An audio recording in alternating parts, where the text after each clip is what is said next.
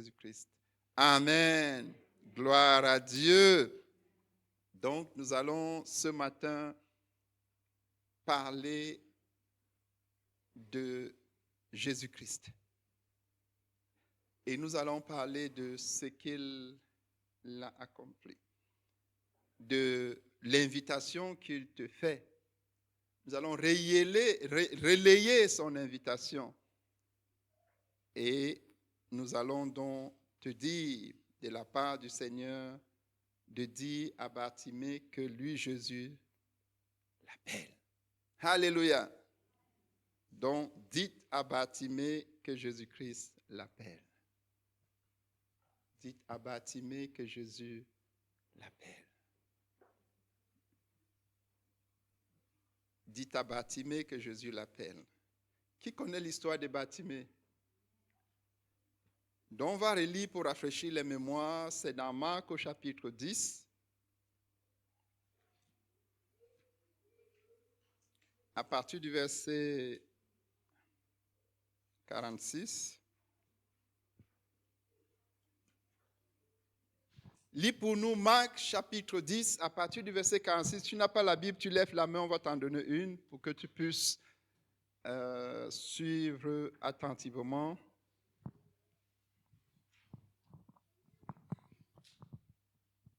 Vas-y. Marc 10, verset 46. Ils arrivèrent à Jéricho, et lorsque Jésus en sortit avec ses disciples et une grande foule, le fils de Timée, Bartimée, mendiant aveugle, était assis au bord du chemin.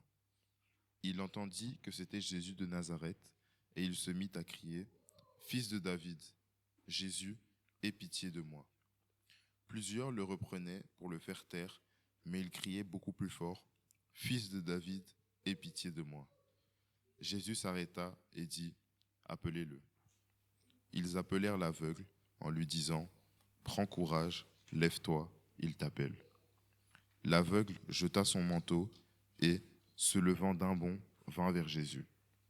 Jésus, prenant la parole, lui dit, « Que veux-tu que je te fasse ? » « Rabouni, lui répondit l'aveugle, « que je recouvre la vue. » Et Jésus lui dit, « Va, ta foi t'a sauvé. » Aussitôt, il recouvra la vue et suivit Jésus dans le chemin. Alléluia. Il y avait Bartimée. Qui est Bartimée? La parole de Dieu nous dit que c'était un mendiant aveugle. Bartimée représente l'aveugle.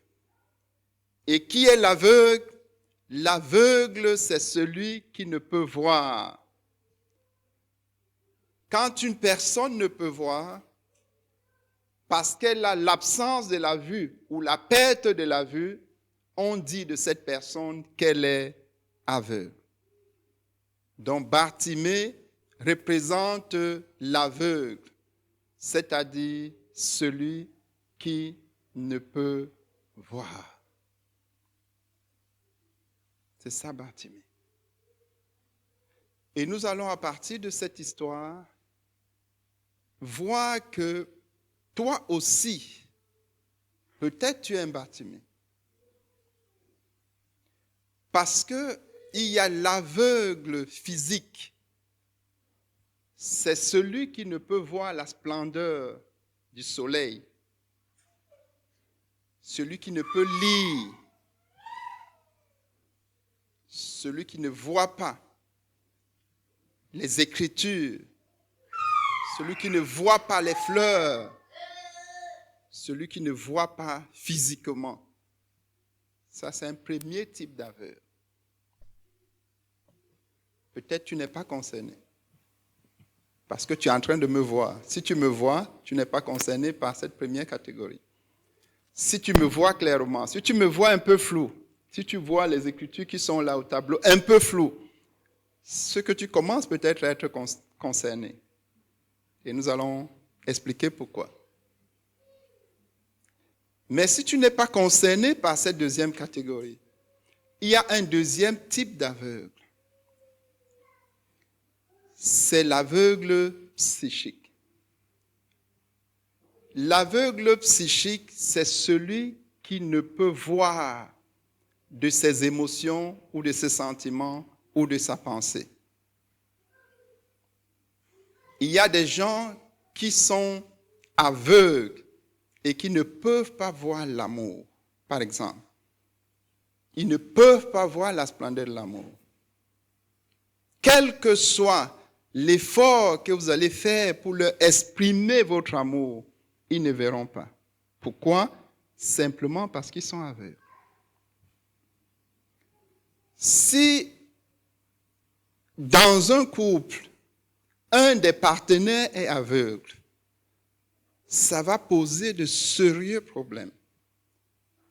Parce que l'autre va faire tout son possible pour exprimer son amour.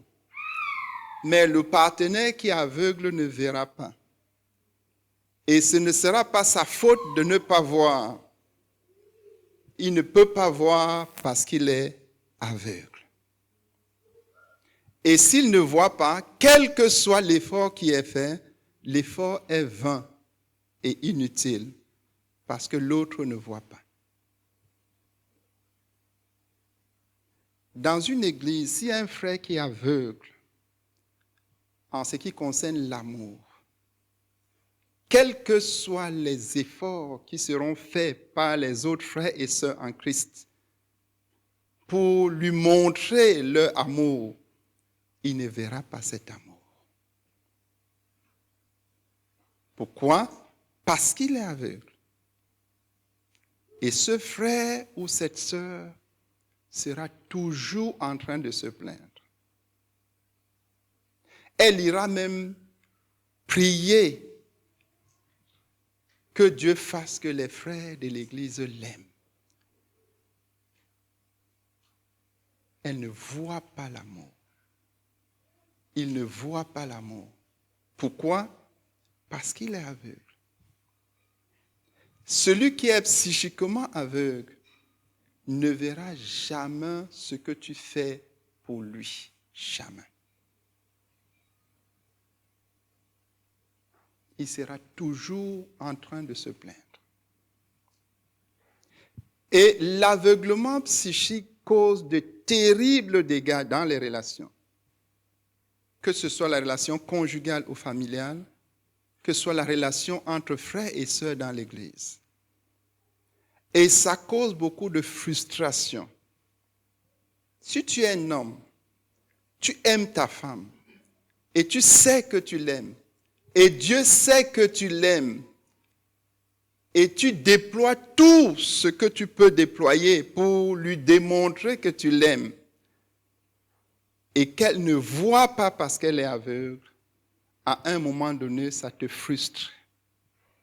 Tu deviens frustré. Et elle est très mal parce qu'elle sait qu'elle n'est pas aimée. Ou lui, il est très mal parce qu'il sait qu'il n'est pas aimé. Et ça va finir par détruire la relation. Si nous avons dans l'Église un frère ou une sœur qui ne voit pas l'amour, ce frère-là, s'il s'efforce à rester dans l'Église, il sera très misérable. Et dans la plupart des cas, si rien n'est fait, il finira par partir. Donc, il y a des aveugles psychiques. Si tu ne vois pas l'amour, parce que l'amour existe, l'amour est réel, l'amour se manifeste. Mais si tu ne vois pas, cela peut être bien possible que c'est parce que tu es aveugle. Si tu ne vois pas l'amour de ton épouse, cela peut être possible que tu es aveugle. Si tu ne vois pas l'amour de tes parents, cela peut être possible que tu es aveugle. Si tu ne vois pas l'amour des frères et sœurs, cela peut bien être possible que tu es aveugle. Et l'aveuglement psychique a plusieurs causes. Il y en a qui sont nés aveugles, psychiquement. Ils n'ont jamais connu l'amour jusqu'à ce qu'ils rencontrent celui qui peut les aimer. Et comme ils sont dans cet état, ils sont aveugles. Il y en a qui ont connu des déceptions. Et de déception en déception, les émotions ont été totalement détruites. Et ils arrivent donc par exemple à l'église avec 0% d'émotion. Donc totalement insensibles à l'amour qu'un frère, qu'une sœur, que le pasteur ou qui que ce soit peut manifester à son égard. Donc il y en a qui ont été rendus aveugles par la méchanceté des hommes ou par les circonstances de la vie. Mais la réalité, c'est qu'ils sont aveugles. Ils ne voient pas. Quand nous lisons l'histoire dans la Bible, nous voyons Saul. Le roi Saul, c'est quelqu'un qui était devenu aveugle à cause de la jalousie. La jalousie peut te rendre aveugle. Si tu es jaloux et tu envies un frère ou une sœur dans l'église, cela te rend aveugle. Et quelles que soient les marques d'amour que le frère va manifester envers toi, tu n'en verras aucune. David avait manifesté toutes les marques d'amour envers Saul. Mais la jalousie a rendu Saul aveugle. Aveugle. Aveugle. Donc la jalousie peut te rendre aveugle psychiquement. La vaine gloire peut te rendre aveugle. L'esprit de parti peut te rendre aveugle. Donc il y a des aveugles qui sont devenus aveugles par leur propre maladresse. Eux-mêmes ont décidé de devenir aveugles. Ça, c'est au niveau psychique. Donc, si tu ne vois pas l'amour, frère, sœur, il y a un sérieux problème. Parce que l'amour existe, l'amour est réel. Surtout si tu as affaire à un enfant de Dieu. Dieu a déversé son amour afin qu'il s'exprime. Mais si tu ne vois pas, tu es malade. Et ta maladie s'appelle l'aveuglement psychique. Quelqu'un qui ne peut pas voir l'amour. Et ça a peut-être déjà causé des dégâts. Nous voulons que ce matin, les dégâts s'arrêtent. Donc, il y a des personnes qui ne voient pas. Paul était tellement dérangé, troublé par les Corinthiens. Il faisait tout pour leur exprimer son amour. Et il dit que les Corinthiens ne voient pas. Et il dit, malgré le fait que vous ne voyez pas mon amour, je vais vous aimer davantage. Mais à un moment donné, tu t'épuises. Donc il y a un sérieux problème si une personne est psychiquement aveugle.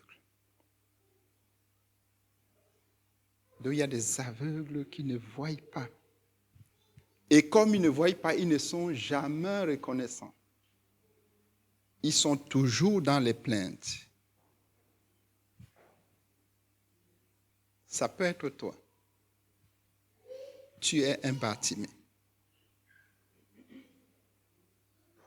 Il y a une bonne nouvelle pour toi ce matin. Il y a le troisième type d'aveugle. C'est l'aveugle spirituel. L'aveugle spirituel, c'est celui qui ne peut pas voir la splendeur de Jésus. Il ne voit pas Jésus. Il ne voit pas la splendeur de la parole de Dieu. Il est spirituellement aveugle. La Bible nous parle d'un cas de quelqu'un qui combinait plusieurs types d'aveuglement. Ça peut aussi être peut-être ton cas. Dans Jean chapitre 9, la Bible nous parle d'un aveugle qui était né aveugle, il était physiquement aveugle et qui était spirituellement aveugle.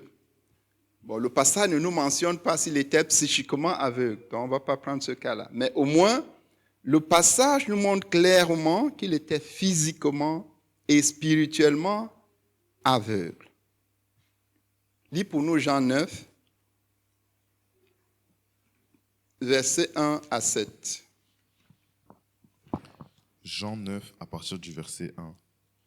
Jésus vit, en passant, un homme aveugle de naissance. Ses disciples lui firent cette question. « Rabbi, qui a péché, cet homme ou ses parents, pour qu'il soit né aveugle ?» Jésus répondit, « Ce n'est pas que lui ou ses parents aient péché, mais c'est afin que les œuvres de Dieu soient manifestées en lui. Il faut que je fasse, tandis qu'il est jour, les œuvres de celui qui m'a envoyé. La nuit vient où personne ne peut travailler. Pendant que je suis dans le monde, je suis la lumière du monde. » Après avoir dit cela, il cracha à terre et fit de la boue avec sa salive. Puis il appliqua cette boue sur les yeux de l'aveugle et lui dit, « Va et lave-toi au réservoir de Siloé. » Il y alla, se lava et s'en retourna, voyant clair. Gloire à Dieu. Donc, le problème de l'aveuglement physique avait été rencontré et résolu pour cet homme-là. Mais allons au verset 35.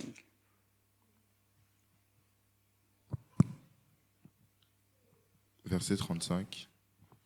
Jésus apprit qu'il l'avait chassé et, l'ayant rencontré, il lui dit, « Crois-tu au Fils de Dieu ?» Il répondit, « Et qui est-il, Seigneur, afin que je croie en lui ?» Vous voyez, il ne voyait pas Jésus spirituellement. Il ne voyait pas Jésus comme étant le Fils de Dieu. Il ne voyait pas Jésus comme étant le Seigneur. Il était spirituellement aveuglé. Il avait reçu le recouvrement de la vue physique, mais spirituellement, il était aveuglé. Donc, si tu es là ce matin et que tu ne vois pas Jésus, parce que nous avons dit, et ça peut sembler être juste une formule, mais Jésus est là. Et je vous assure, frère, il y en a qui l'ont vu, qui sont en train de le voir. Mais tu peux ne pas être en train de le voir. Le problème, c'est quoi? C'est que tu es spirituellement aveugle. Ce n'est pas ta faute, mais c'est la réalité. Si les uns sont en train de voir Jésus, parce que Jésus est spirituel, on le voit avec les yeux spirituels, et toi tu ne le vois pas, tu es aveugle. Tu es spirituellement aveugle. Et c'était le cas de cet homme. Jésus était là, et il ne le voyait pas. Il ne le voyait pas. Donc, si c'est ton cas, sois très attentif. Avant la fin de l'enseignement, tu vas recouvrer la vue. Il y a des aveugles spirituels. La Bible nous dit que pour certains d'entre eux, c'est le Dieu de ce siècle qui a aveuglé leur entendement. Il a utilisé les raisonnements et toutes ces choses pour aveugler leur entendement. Donc, ils ne peuvent pas voir Jésus à moins que les yeux spirituels soient ouverts. Ils ne peuvent pas voir la splendeur de la parole. Vous voyez, quand on est en train de donner une parole comme celle-ci, ceux qui voient spirituellement, ils boivent la parole, ils se réjouissent de la parole, ils se sentent. Celui qui ne voit pas spirituellement s'ennuie. Il est en train de prier dans son cœur que le pasteur arrête rapidement et qu'il passe à autre chose. La différence, c'est quoi? L'un voit spirituellement, l'autre ne voit pas. Donc ça peut être que c'est le Dieu de ce siècle qui a aveuglé ton entendement et tu ne vois pas Jésus. Tu ne vois pas Jésus comme étant le Christ, comme étant le Seigneur. Tu ne vois pas Jésus comme étant celui à qui tu peux donner ta vie, celui que tu peux suivre, celui que tu peux servir avec joie. Tu ne le vois pas. Parce que c'est spirituellement qu'on voit Jésus. Donc il y a des aveugles spirituels, comme celui-ci. Continue. Tu l'as vu, lui dit Jésus, et celui qui te parle, c'est lui.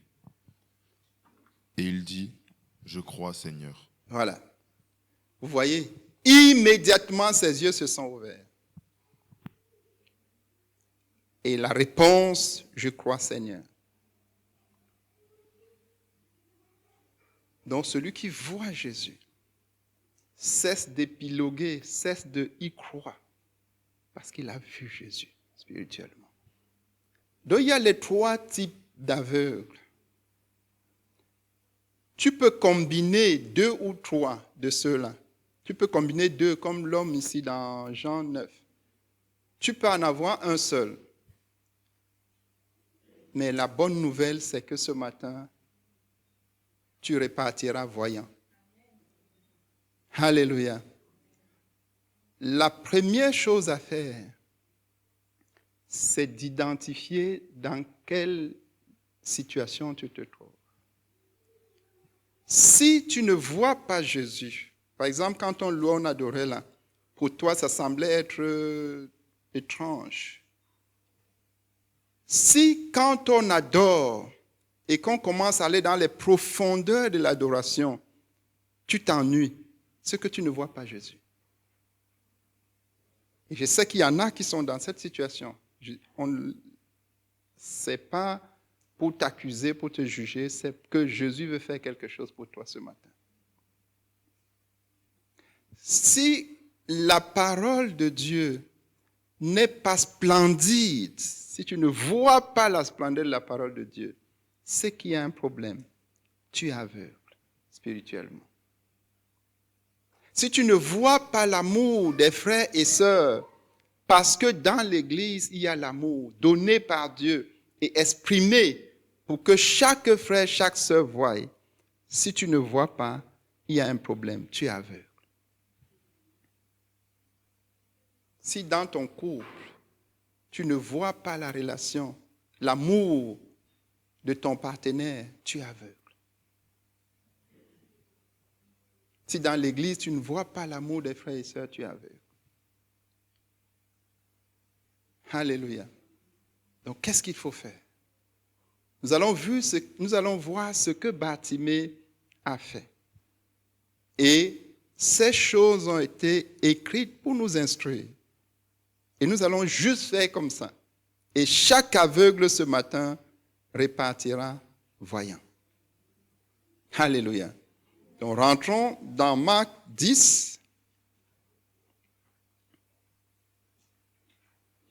Donc, que dois-tu faire si tu as identifié que tu es aveugle? Maintenant, si tu n'es pas sincère envers Jésus, il ne peut rien faire pour toi. Hein? C'est-à-dire que si tu dis, c'est ce qu'il a dit là, la suite du passage, il dit, vous dites que vous voyez. C'est pour cela que vous restez aveugles. Il s'adressait aux pharisiens. Donc la première chose à faire, c'est être sincère. C'est de dire, à partir de la description qui vient d'être donnée, je me suis identifié dans une des catégories. Ou dans 2. Ça, c'est la toute première. Maintenant, lisons ce que Bartimée a fait. Verset 46. On reprend au verset 46. On va aller posément. Ils arrivèrent à Jéricho, et lorsque Jésus en sortit avec ses disciples et une assez grande foule, le fils de Timée, Bartimée, mendiant aveugle, était assis au bord du chemin. Ok, verset 47. Il entendit que c'était Jésus de Nazareth, et il se mit à crier, « Fils de David, Jésus, aie pitié de moi. » Ok, ça c'est la première chose. Bartimée a crié. Donc, tu dois crier à Jésus.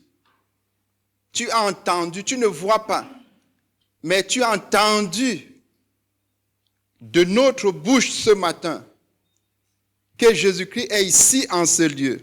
Tu ne le vois pas encore, mais tu as entendu qu'il est là. Tu as entendu, n'est-ce pas? Parce que tu n'es pas sourd, tu ne vois pas spirituellement, mais les oreilles sont ouvertes.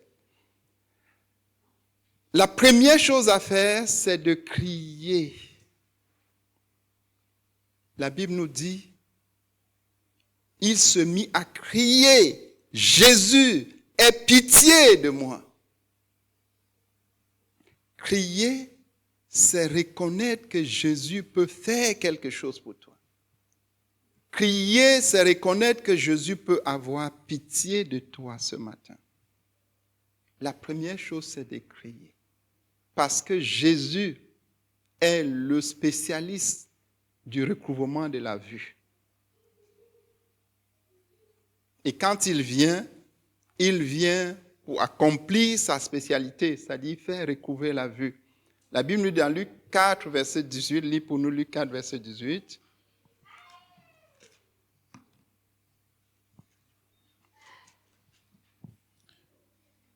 Luc 4, verset 18.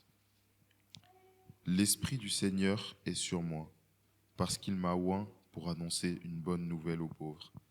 Il m'a envoyé pour guérir ceux qui ont le cœur brisé, pour proclamer aux captifs la délivrance et aux aveugles le recouvrement de la vue. Il m'a envoyé pour proclamer aux aveugles le recouvrement de la vue.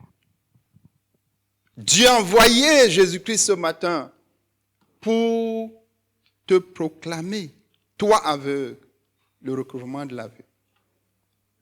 Il m'a envoyé, il dit, l'Esprit du Seigneur est sur moi. Il m'a oint et il m'a envoyé pour proclamer à chaque aveugle le recouvrement de la vue. Donc, tu cries à Jésus. C'est-à-dire, tu reconnais dans ton cœur que Jésus-Christ, le spécialiste du recouvrement de la vue, peut avoir pitié de toi. Et qu'il aura effectivement pitié de toi. Ça, c'est la première chose. Et vous voyez que Bartimée était sincère. Il n'a pas fait comme les pharisiens. Il a reconnu qu'il est aveugle et il a reconnu que Jésus peut l'aider. Et frère, la vérité, c'est que seul Jésus peut faire en sorte que tu recouvres la vue. Que ce soit la vue physique, que ce soit la vue psychique, que ce soit la vie spirituelle. Il est le spécialiste. Pourquoi? Parce que c'est lui qui a créé chacune des vues. C'est lui qui a créé tes yeux. C'est lui qui a créé ton cerveau. C'est lui qui a créé ton cœur. C'est lui qui a créé ton esprit.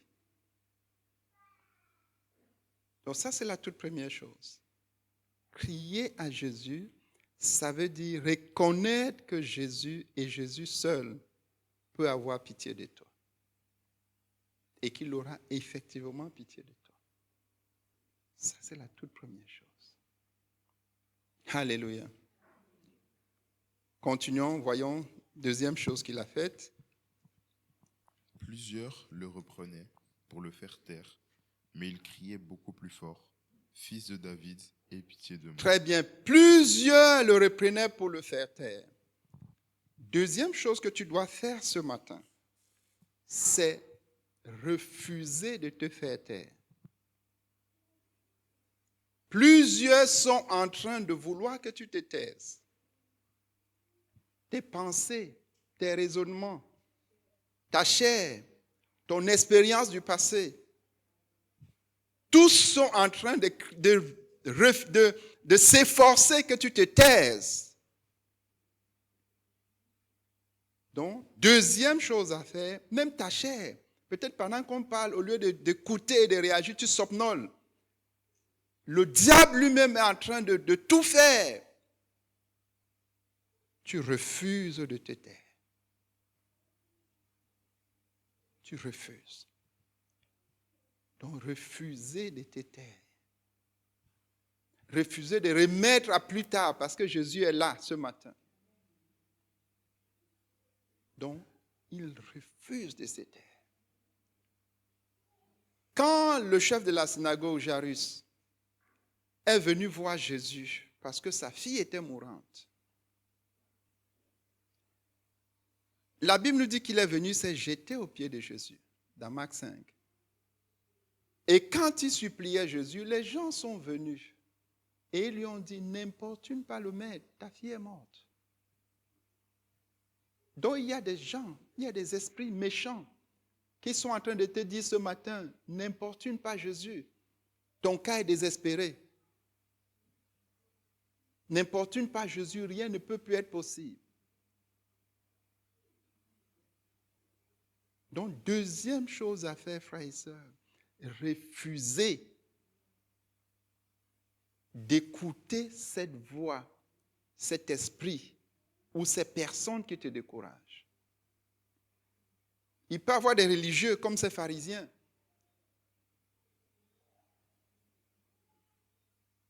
Tu dis non, je vais crier plus fort. Je vais crier plus fort. Je vais crier plus fort. Parce que je sais que c'est Jésus. Il est le spécialiste. C'est lui seul qui peut ouvrir mes yeux. C'est lui seul qui peut ouvrir mes yeux. Tu refuses de te faire taire. Même certains membres de ta famille ou certains amis trouvent que tu deviens ridicule. Tu dis oui, je préfère être ridicule. Tu entends les voix qui te disent tout ce qu'ils font là, c'est pas vrai. Tu dis je refuse de me taire. Et frère, cela est en train d'arriver à quelques-uns ici ce matin. Ce qu'il faut faire, c'est ce que Bartimée a fait. Dans ton cœur, tu cries encore plus fort. Et pendant que tu cries plus fort, ta chair, tes pensées, tes raisonnements qui voulaient que tu te taises seront obligés de se taire. Donc tu cries. Tu dis, je ne veux pas partir d'ici avec mon aveuglement. Alléluia. Continue. Jésus s'arrêta et dit, Jésus s'arrêta. Donc, Jésus s'est arrêté pour ton cas ce matin. Pour ton cas, ça peut te sembler, tu vas dire que mais moi, qui suis-je pour que Jésus s'arrête? Mais c'est ça la vérité, frère. Et c'est ça qui est merveilleux. Jésus s'est arrêté pour ton cas. Il dit, c'est aujourd'hui. C'est ton cas. Je m'arrête. Je m'arrête. Je vois comment tu as crié. Je vois comment tu as refusé de te faire taire par tes raisonnements, par ta chair, par les argumentations. Tu as refusé, tu t'es efforcé. Parce que refuser de se faire taire demande l'effort. Tu as refusé d'être bercé par le sommeil. Tu as résisté. Il dit, je m'arrête. Alléluia. Et il est là, il s'est arrêté ce matin. Et il dit qu'il t'appelle. Il dit qu'il t'appelle. Qu'est-ce que tu dois faire? Continue. Jésus s'arrêta et dit, appelez-le. Ils appelèrent l'aveugle en lui disant, prends courage, lève-toi, il Voilà. t'appelle. Donc tu dois être sensible à l'encouragement des disciples. Nous te parlons en tant que disciple de Jésus. nous avons été mandatés par Jésus. Il nous a dit, va, allez et dites-leur que Jésus s'est arrêté. Donc, ce que tu dois faire, c'est accepter l'encouragement du disciple de Jésus que je suis. Ne me regarde pas. Regarde Jésus qui m'a envoyé. Il leur dit, dites-lui. Ils étaient juste des messagers. Jésus t'appelle. Donc c'est ça. Et à chaque disciple dans cette salle et ceux qui nous suivent en ligne, Jésus te dit, va vers l'aveugle et dis-lui que je l'appelle. C'est la responsabilité du disciple d'aller vers l'aveugle qui est en train de crier et de l'encourager. Il encourage pourquoi? Parce qu'il sait qu'il y a des gens qui sont en train de l'étouffer, de vouloir qu'il se taise. Il y a des voix de l'ennemi qui sont en train de lui dire, c'est pas grave, tu peux rester avec ta cécité. Tu peux rester avec ton aveugle. D'ailleurs, en réalité, tu n'es pas aveugle. Tu entends ces voix-là qui te disent, non, non, non, tu n'es pas aveugle. Le disciple a la responsabilité d'encourager l'aveugle. Et je suis en train de t'encourager ce matin. Et chacun de nous doit aller encourager. Parce que nous savons qu'il y a qui sont en train de tout faire pour que l'aveugle se taise. Nous devons contrer leur action en allant voir l'aveugle et en l'encourageant, en le tenant, en lui disant, lève-toi, Jésus t'appelle. C'est la responsabilité du disciple. Dites-leur que Jésus l'appelle. Dites à Bartimée que Jésus l'appelle. Et quelqu'un ici ce matin, il y a un Bartimée ce matin qui va repartir voyant parce qu'un disciple de Jésus lui a dit, viens, tu vas rencontrer Jésus. Et il est là et il va rencontrer Jésus. Et il repartira voyant. Alléluia. Donc c'est notre responsabilité, frère, en tant que disciple. Il y a autant d'aveugles que de personnes qui ne voient pas la splendeur de Jésus. Il y a autant d'aveugles que de personnes qui ne voient pas la splendeur de l'amour. Il y en a qui ne connaissent pas, qui ne savent, quand tu parles d'amour, ils ne savent même pas de quoi tu parles. Ils ne savent pas. Il y a autant d'aveugles que de personnes qui ne voient pas la splendeur de la parole de Dieu. Donc, quand on en vient à la parole de Dieu, le Seigneur nous envoie vers eux. Il dit, dites-leur que je les appelle. Et ce qui devait t'encourager, c'est qu'il y a des Bartimée. Tous les aveugles ne sont pas malhonnêtes, ne sont pas méchants. Il y a des gens sincères comme Bartimée qui veulent voir. Et ils ont entendu que Jésus peut ouvrir leurs yeux. Et c'est à toi et moi d'aller encourager, d'aller le lever. Vous voyez, les disciples sont allés vers lui. Ils ne l'ont pas stigmatisé. Les autres l'appelaient mendiant aveugle. Les disciples voyaient en lui quelqu'un qui sera bientôt, qui va voir dans quelques minutes, parce qu'il va rencontrer Jésus. Donc chacun de nous en tant que disciple, au lieu de voir le mendiant, au lieu de le stigmatiser, au lieu de le juger, au lieu même de le blâmer, parce qu'il y en a, comme on a vu tantôt, c'est aussi Ils sont aussi la cause de leur aveuglement. Mais malgré cela, tu manifestes l'amour et tu vas vers lui. La Bible dit que la miséricorde triomphe du jugement. Tu manifestes la miséricorde, tu manifestes la compassion et tu vas vers lui. Et tu insistes. Le fait d'insister peut même le courroucer, mais tu insistes. S'il est sincère, il va finir par céder à ton insistance. Et il va accepter ton encouragement. Donc, troisième chose à faire, c'est de te laisser encourager par le disciple.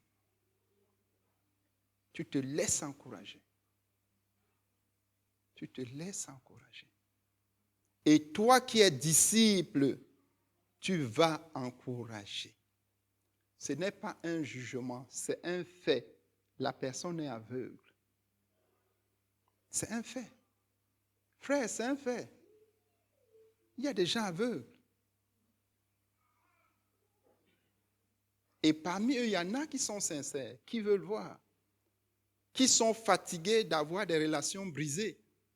Parce que, ne voyant pas l'amour du partenaire, ça a créé des situations invivables. Ils en sont fatigués. Il y en a qui sont fatigués de ne pas voir la splendeur de l'Évangile. Ils veulent voir. Donc ne nous fions pas aux aveugles méchants. Sachons qu'il y a des sincères comme Bartimée. Et à cause d'eux, allons vers tous les aveugles. On aura au moins le tiers qui sera sincère, qui va venir vers Jésus. Parce que nous savons que tous ne sont pas sincères. Il y en a qui vont dire, je vois. Alléluia. Troisième chose. Quatrième chose, continue. Verset 50. L'aveugle jeta son manteau et, se levant d'un bond, vint vers Jésus. L'aveugle jeta son manteau et se leva et vint vers Jésus. Ce que tu dois faire ce matin, puisque c'est un enseignement pratique, c'est jeter ton manteau et te lever promptement et venir à Jésus. Jeter ton manteau. Le manteau, c'est ce qui t'identifiait. Le manteau peut être ton raisonnement. Le manteau peut être le mode de vie que tu as mené jusqu'ici. Le manteau peut être ce qui t'identifiait comme un mauvais mari ou une mauvaise épouse. Le manteau peut être ce qui t'identifiait comme un frère mal aimé. Tu es dans l'église, tu es mal aimé. Tu te considères mal aimé. Le manteau peut être tes préjugés, tes appréhensions. Tu te débarrasses du manteau. Et tu cours vers Jésus. Il se leva d'un bond. Tu n'attends pas parce que, frère, Jésus s'est arrêté. Si Jésus s'arrête, est-ce que toi tu dois attendre? Il s'est arrêté pour ton cas ce matin. Il s'est arrêté sur ton cas. Il a vu que cela t'a déjà causé beaucoup de peine. Et il s'est arrêté. Donc, débarrasse-toi des raisonnements. Débarrasse-toi des préjugés. Débarrasse-toi des appréhensions. Débarrasse-toi même des titres. Moi, je me rappelle, avant que je vienne au Seigneur, on m'appelait le philosophe. On m'avait dit que je suis Emmanuel Kant. Ça semblait être très, très flatteur. Mais quand finalement j'ai compris que c'était mon manteau, il fallait absolument que je m'en débarrasse. Parce que si je continuais à rester Emmanuel Kant, je ne serais jamais venu vers Jésus. Donc, ça peut être, on t'identifie par le fait que tu discutes, tu argumentes, tu essayes toujours de voir comment tu peux t'en sortir. Tu te débarrasses de ça. Et tu viens à Jésus. Et tu viens à Jésus. Et tu dis, Seigneur, tu viens d'un bon. Tu ne remets pas, tu n'hésites pas. Quatrième chose. Continue. Jésus, prenant la parole, lui dit, « Que veux-tu que je te fasse ?» Rabboni, lui répondit l'aveugle, « Que je recouvre la vue. » Voilà. Cinquième chose. Quand tu es venu auprès de Jésus, si tu as incliné maintenant ton cœur, parce que je ne veux pas te demander de t'élever, puisque Jésus est spirituel, il est là où tu es assis. Tu inclines ton cœur, c'est venir à lui. Ce qu'il faut faire maintenant, c'est dire à Jésus ce que tu veux qu'il te fasse. Tu dois dire à Jésus que tu veux recouvrer la vue. Tu dois le lui dire, il est là. Si c'est au niveau physique, peut-être ta vue est en train de s'affaiblir. Parce que l'affaiblissement de la vue te prépare à l'aveuglement. Ta vue est en train de s'affaiblir. Tu peux dire à Jésus, ma vue est en train de s'affaiblir, renouvelle ma vue, ta vue physique. Il y a quelques années de cela, j'ai commencé à avoir un affaiblissement de la vue. Donc, je ne voyais pas les panneaux, je ne voyais pas à distance. Et je pouvais penser que c'est normal, puisqu'on dit souvent qu'avec l'âge, ainsi de suite. Mais quand j'ai lu l'histoire de Moïse dans Deutéronome, la Bible nous dit qu'à 120 ans, la vue de Moïse ne s'était pas affaiblie. 120 ans. J'ai dit, mais je n'ai même pas la moitié des 120 ans. Comment ma vue peut commencer à s'affaiblir?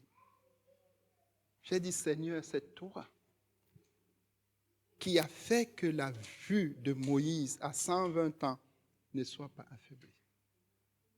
Tu peux le faire pour moi. Fais-le pour moi. J'ai dit au Seigneur ce que je voulais. J'ai dit, je veux le renouvellement de la vue. Frère, je vous dis, cela s'est produit. Amen. Et la vue s'est renouvelée. Sans lunettes, sans la vue s'est renouvelée. Quand je partageais ça avec mon épouse, je lui disais,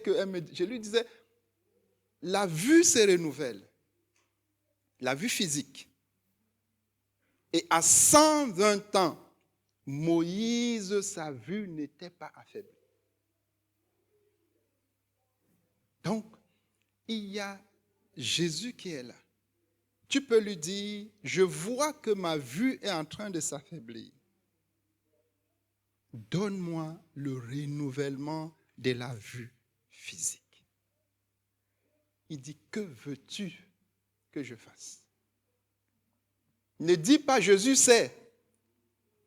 Que veux-tu que je fasse? Il veut entendre de ta bouche, venant de ton cœur. J'avais ouvert ma bouche, j'ai dit à Jésus, je veux que ma vue ne soit pas affaiblie et qu'à 120 ans, elle soit comme celle de Moïse. Alléluia. Et je crois que ce sera le cas. Et ça peut aussi t'arriver. Que veux-tu que Jésus fasse?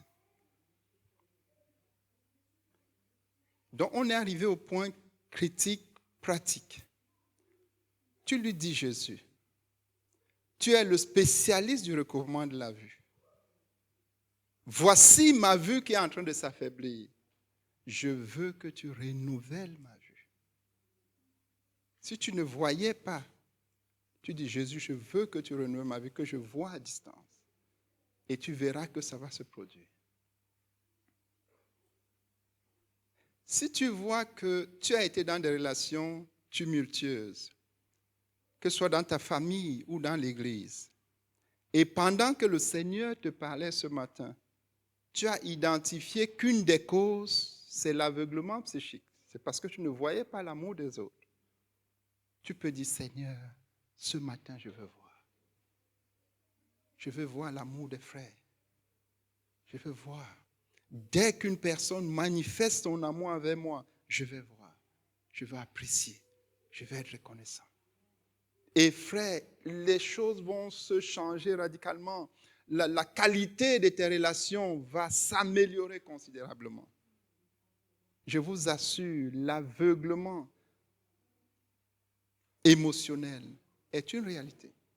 Et elle détruit les relations. Elle détruit les relations. Elle frustre les gens. Donc, que veux-tu que Jésus fasse? Ça peut être que tu ne vois pas la splendeur de l'Évangile. Quand tu t'efforces à lire la Bible, tu n'as aucune révélation. Tu ne vois rien. Quand on parle des choses spirituelles, tu veux qu'on passe rapidement pour revenir aux choses où tu te sens à l'aise. Dieu ne te blâme pas, mais il dit qu'il y a un problème. Le problème, c'est que tu ne vois pas spirituellement. Et il dit qu'il y a une solution. La solution, c'est Jésus. Il est le spécialiste du recouvrement de la vue.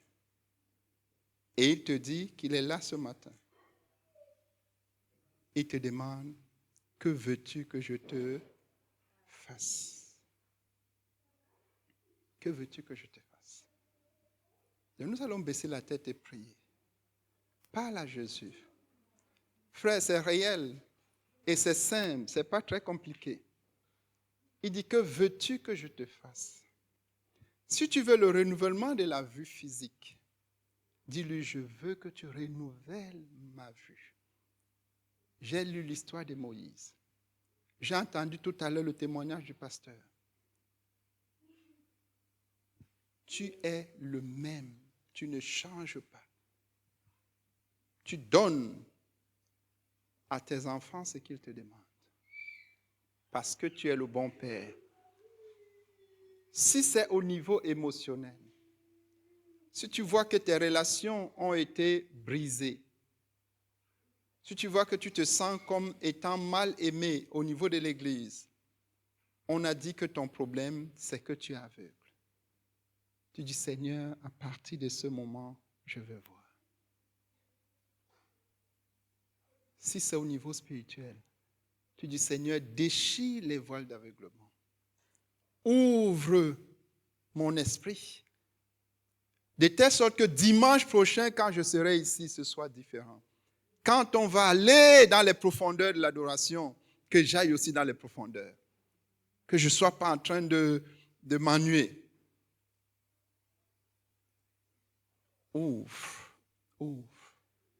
Que veux-tu que je te fasse? Dis à Jésus ce que tu veux qu'il fasse. Prions ensemble. Prie pour toi-même. Le Seigneur t'a aidé à identifier. Ça peut même être un double aveuglement, comme l'histoire de l'aveugle-né de Jean 9. Dis-lui, je veux le renouvellement de ma vue physique, je veux recouvrir la vue psychique, je veux voir spirituellement. Il peut te donner les trois. Et il va te donner les trois. Supplions vraiment le Seigneur. Père, nous venons à toi, Seigneur. Tu es le spécialiste du recouvrement de la vue. Dieu t'a oint et il t'a envoyé parmi nous pour nous aider, pour avoir pitié de chacun de nous. Ceux qui sont là ce matin, qui sont sincères, qui sont venus d'un bon à toi, nous prions notre Père et notre Dieu.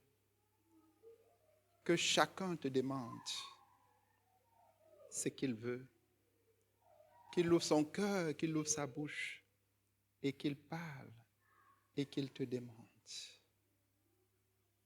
Tu dis à chacun de nous, que veux-tu que je te fasse? Que chacun réponde comme Bartimée a répondu, que je recouvre la vue, que je commence à voir, que ma vue physique soit renouvelée et qu'à la sortie de ce culte, je vois au-delà de là où je pouvais voir. Que je puisse lire les petites écritures que je ne pouvais pas lire parce que tu as renouvelé ma vue. Que je puisse être sensible à l'amour parce que tu as renouvelé ma vue émotionnelle. Que je puisse m'affectionner aux choses d'en haut parce que tu m'as fait recouvrer la vue spirituelle. Supplie le Seigneur. Oh Seigneur, tu l'as fait pour Bartimée et tu es là, tu es le même, tu ne changes pas. Fais-le pour chaque personne qui est en train de te le demander. Au nom de Jésus-Christ. Amen. Continue. Verset 52. Et Jésus lui dit, va, ta foi t'a sauvé. Va, ta foi t'a sauvé. Jésus te dit ce matin, si tu as suivi le processus comme nous avons fait là, Jésus te dit, va, ta foi t'a sauvé. Ta foi t'a sauvé de l'aveuglement. Ta foi t'a sauvé. Ce n'est pas la foi.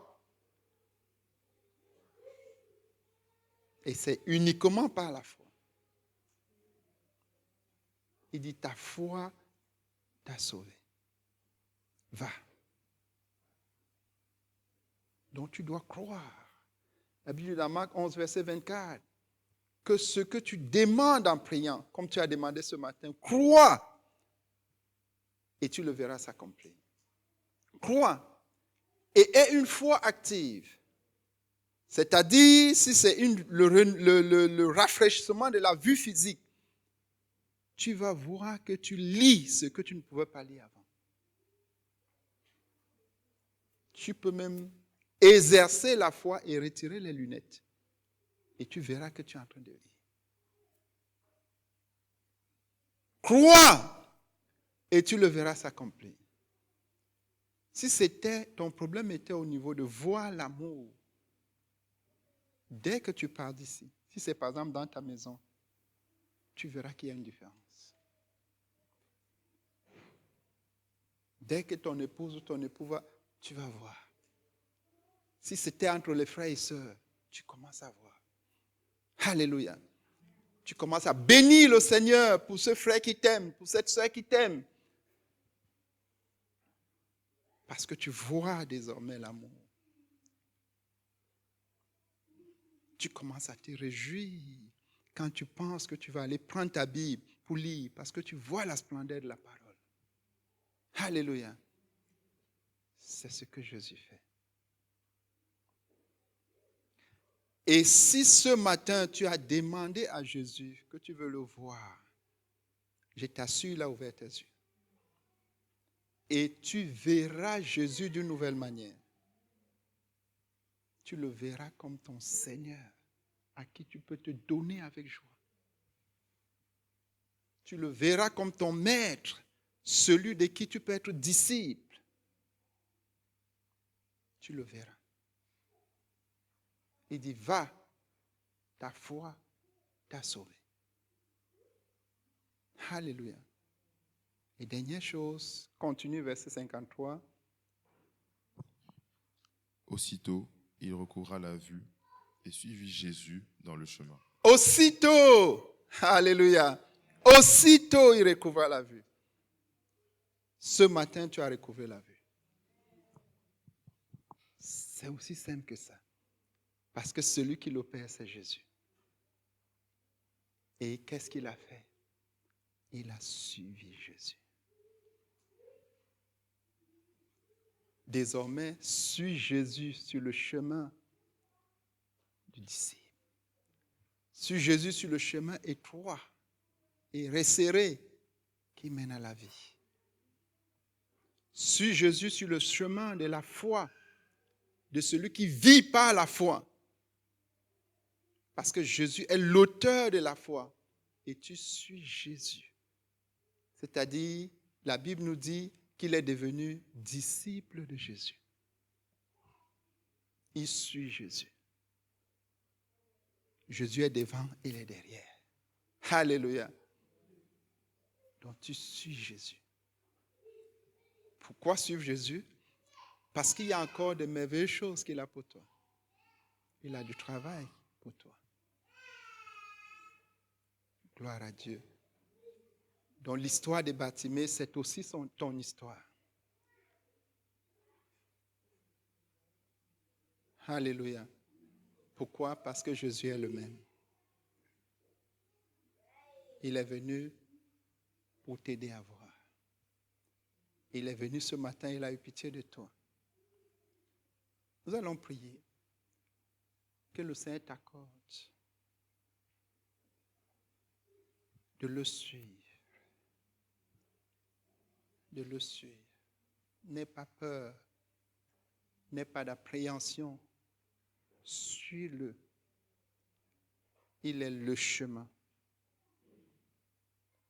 Et si tu avais commencé par le suivre, suis-le davantage.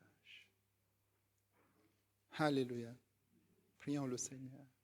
Père, nous te bénissons pour Bartimée, Seigneur. Et nous te bénissons pour chaque Bartimée dans ce lieu, en ligne, qui a par la foi en toi reçu le recouvrement de la vue. Nous croyons que cela s'est produit. C'est toi qui le produis. Et nous protégeons dans le cœur, dans chaque vie, ce qui s'est produit. Et nous prions pour chacun de nous comme Bartimée, que nous puissions te suivre. Et que nous puissions te suivre. Et que nous puissions te suivre. Nous te bénissons, nous te rendons grâce. Au nom de Jésus-Christ. Amen. Gloire à Dieu.